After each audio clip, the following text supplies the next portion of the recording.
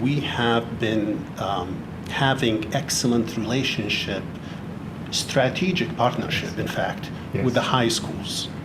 Oh, And in that, we can promote quantum. like a pipeline, Professor? Exactly, starting at the grassroots. Yes. And exciting those young female and males from all racial groups. Yes, sir. People of color, underrepresented population, to get them to know what quantum is, what quantum does, and what is the future for quantum. See, this is what's exciting to me. This is truly why our team collectively see this, because I'm wanting you all to answer right there. And Professor, Dr. Gonzalez, we had a conversation in your background in mathematics, physics, and quite a few other back areas. Would you share with us, as a female, how you see this being important to what just the professors were just sharing? Well, I see it as being very important because as a woman, there's very little representation in the science field in general. There have been cases where I'm the only woman in the room, and in conference, and so I will be happy when we bring more women on board. And especially new women that will be able to see themselves as the leadership and as the part of the team, and not only on the sidelines. So Yes. what we are creating here by including all women and underrepresented, we are creating a nice, a perfect pathway to introduce a whole new group of underrepresented communities to this field that is growing exponential. Well, Professor, I'm going to ask you again, pick a little deeper, and I was going to throw this in a moment to Kevin, if you might, because you said something about women. How do you target, and do you think this program has a value or capability of targeting young girls, like in middle school and high school, before they go into the college level? Specifically inviting them and seeing that there are women in this field also, Yes. that they're not alone, that they can see how, we're equal, we're as smart as anyone else, and we can do the same work, have the same goals as anyone else. So they need role models, and by letting them see the role models, they're able to participate and get encouraged into joining into science. And given your background, and I believe you had indicated in atmospheric sciences? Atmospheric science, physics, math, and computer science. I mean, a tapestry of four different, the definition of transdisciplinary, which leads into something I was really wanting to build on also, is, Kevin, if I might, you're a physicist by training, right? And given what you're hearing your colleagues talk about, how do you see this program, which I'm really curious about, not being a typical physics program that's going to intimidate people and say, oh, this is something just like at any other program. Have you developed and designed it differently? Right, yes, this is a big challenge for any physics program because a lot of times, by the time that student come to the university level, they've already built these preconceived notions of what does a scientist look like, what does a physicist look like. And through this paradigm of quantum literacy, we have a huge opportunity to kind of bust that apart, right? Yes. So we found research that shows that when you start introducing quantum literacy, and even simple activities like these sort of quantum games, quantum activities that introduce these concepts to younger students, Yes. high school, we can bypass that sort of, oh, this is what a physicist looks like, this is who belongs in this group and this is who doesn't. They can see, oh, this is something I can do, this is something that I enjoy. And the studies also show that when we start introducing this at the high school level and younger, students develop an interest and they want to learn more about this. When you, And if I may add, Oh, please. because Kevin brought an excellent point here, and that is, we mentioned teaching, we Yes. mentioned the underrepresented groups, but we have tons of resources, lots of applications, lots of tools that we can show those students, young or older, Yes. that this can be applied in real life cases, Yes. in real life situations, things that they see every single day. In optimum transportation, in in generating codes to solve problems in seconds that takes years to do in computers, regular computers, or even supercomputers. Like breaking the Human Protein Project, genome. It is, and even storing information. Yes. I mean, this is, as Suhail mentioned, this is a revolution in science, in technology, in so many fields. And we have started the process of partnering up with public and private institutions here in this area, in the DC area, to serve Yes. people of color. But- And to make sure Yes. that, again, we do the teaching, we do the learning, but the resources, making sure that we have all the resources that the students needs to see that what we put in the curricula is what they see in the classroom and once they hit the road running. Like applications. Absolutely. This is Applications. key. And see here, when I heard visualizations and applications and gender issues, and I also know we'll get to this, Peter, I want to pick your brain a little bit. You're a rapper too, and trying to draw in others. But see, you were mentioning something about the sciences. How did you all, when you all were working together, I'm really curious. I mean, you all couldn't have been in exact accord. You were discussing, debating, arguing maybe, laughing. How did you all come together, if you have any insight into that? We got invitation. Go ahead. We got the invitation, but the excitement level on the first day when the leadership, Yes. the university, community college leadership, the dean, the chairwoman approached us. All of us, we were like, yes, we are up to this task. We are so very excited because we see huge value in this for everybody. Professor, when you said this is important, you said this is really important. When you said the dean, Dr. Marilyn Hamilton is the dean of the University of District Columbia Community College. Having her endorsement and support of this really was everything because the community colleges are the future workforce. And I think if we avoid that, we're making a mistake. That's why embracing the community colleges are pivotal. And what are your thoughts, Peter? Because I want to you also are a rapper, as I understand it, too. Yeah. And do you see any value on bringing in a different medium into this? Yeah, absolutely. That's where I was starting to go to. Just in the first question, I'm saving it. I've got it out for you. Yeah, I think the A part of STEAM, the A being the arts, is a great way to actually reach some of those students that I was talking about earlier. And it doesn't have to be hip hop culture, but hip hop culture is a fantastic way to get people interested. When we talk about meeting students where they're at, a lot of times that doesn't really have a tight definition, and sometimes that means meeting them where their culture is at, So you don't have to be an expert in hip hop, you don't have to be rapping in the class and, DJing and all that kind of stuff, though it helps. You can have students compete maybe through rap battles and those kind of creative things when faculty are into that.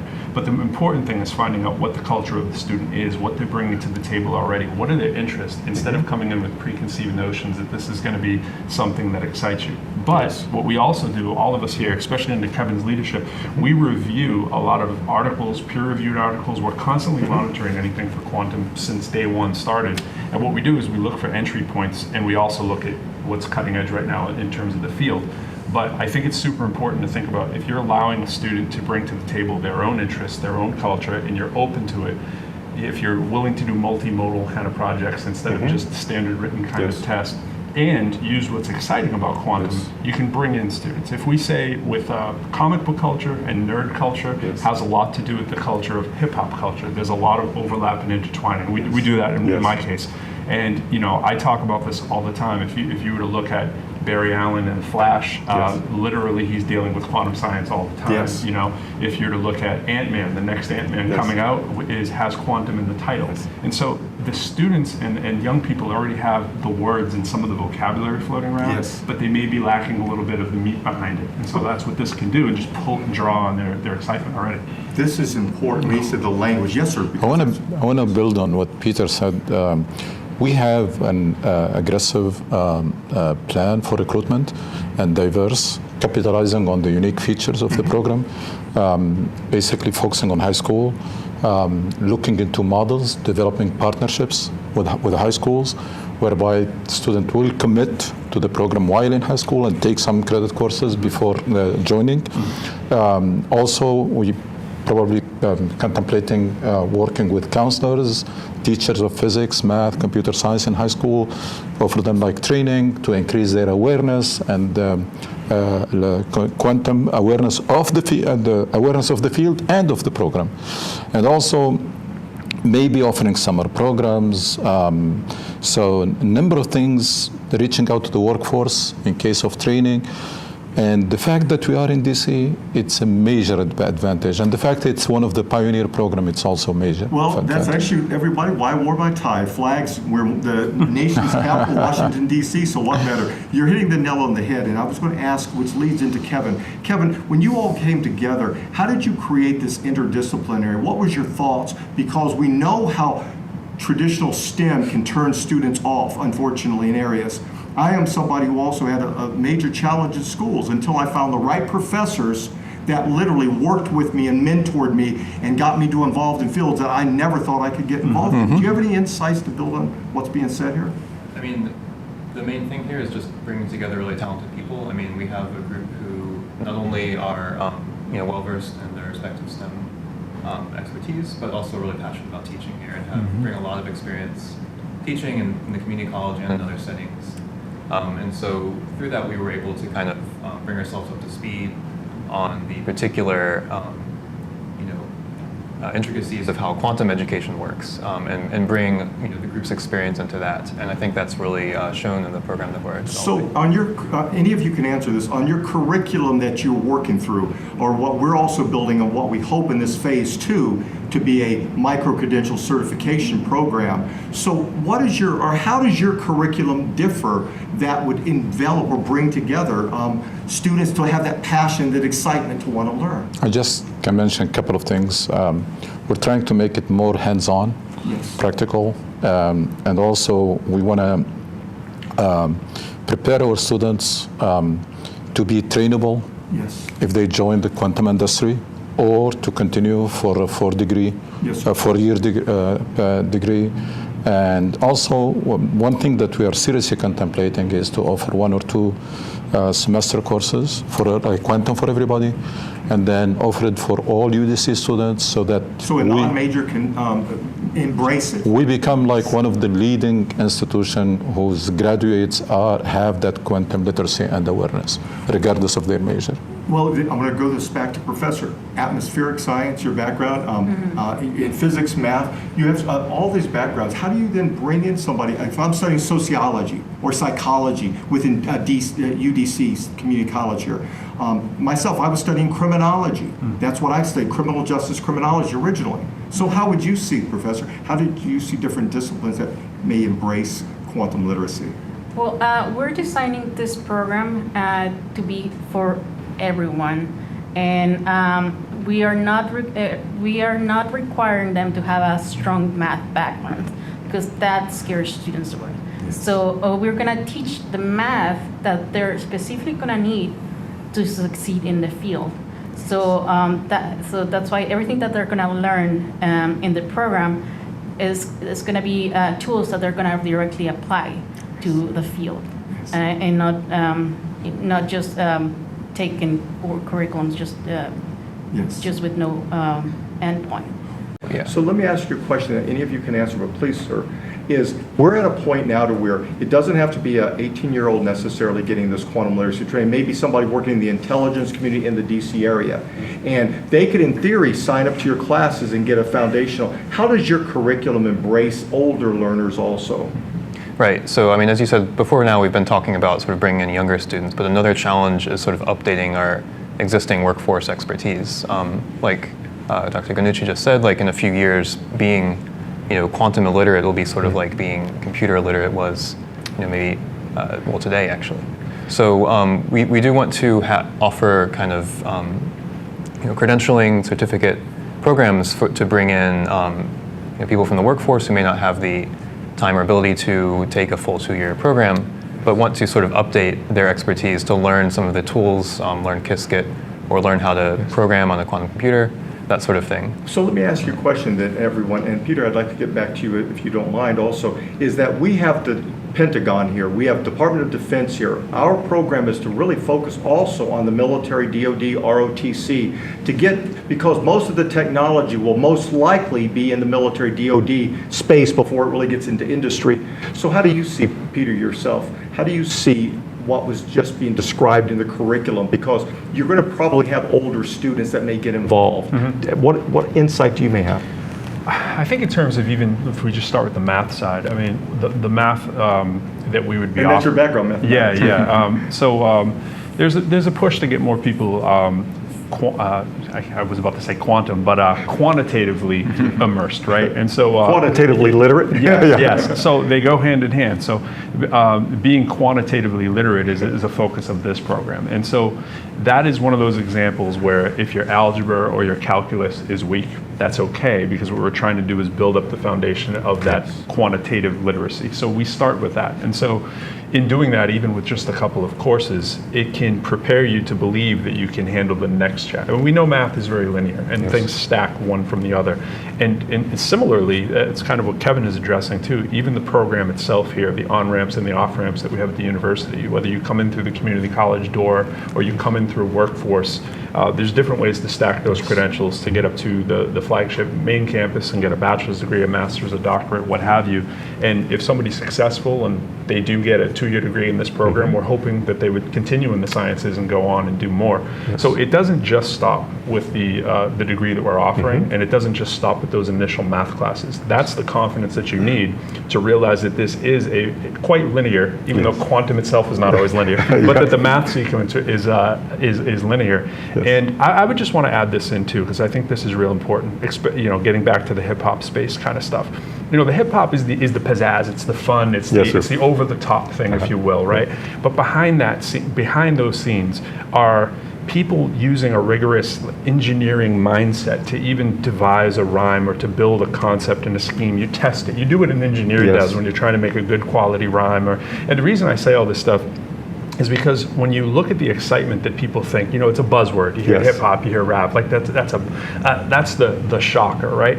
But the deeper thing is that the shocker is the content here. The quantum world, and the quantum realm is the closest thing we have to magic in the universe. When you're talking about the possibility of superposition and an electron occupying 2 different positions in state, it's mind-blowing. It's like, this is the closest concept to magic. So if you just say traditionally to a regular student who's walking down the street, hey, do you want to study quantum literacy? They're going to say, no, I'm not qualified for that. So that might mean they don't even know what it is. And once you explain what it is, you have interest. And so, wait a minute, what, Schrodinger's cat? Like, I don't know what that is. Tell me about it. And if you can effectively communicate these mind-blowing ideas that, by the way, even the experts don't fully understand what's going on. We can talk about mathematically what's going on from what we see and observe and talk about probabilities and so forth, but we don't know the why yet. So the exciting part is, why is this happening?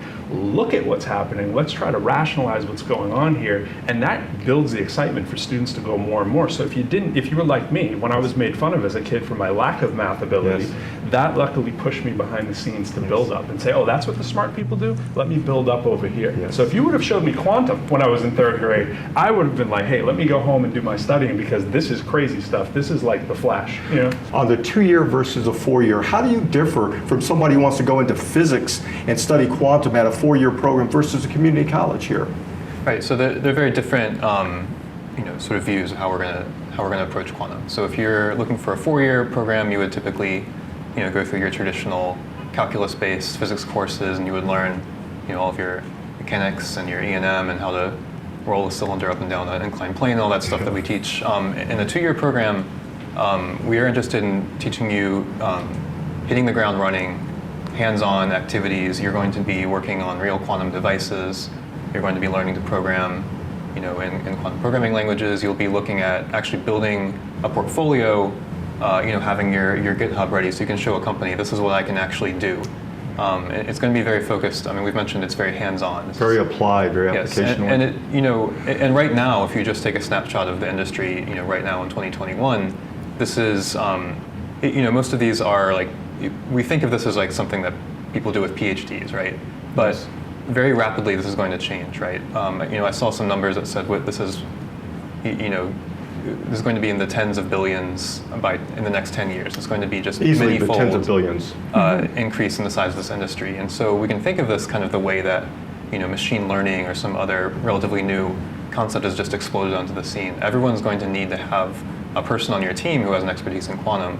And so we think that this 2-year degree will help really disseminate this knowledge and get a lot of experts out into the field, which is really what we need if it's going to grow the way we think it will. So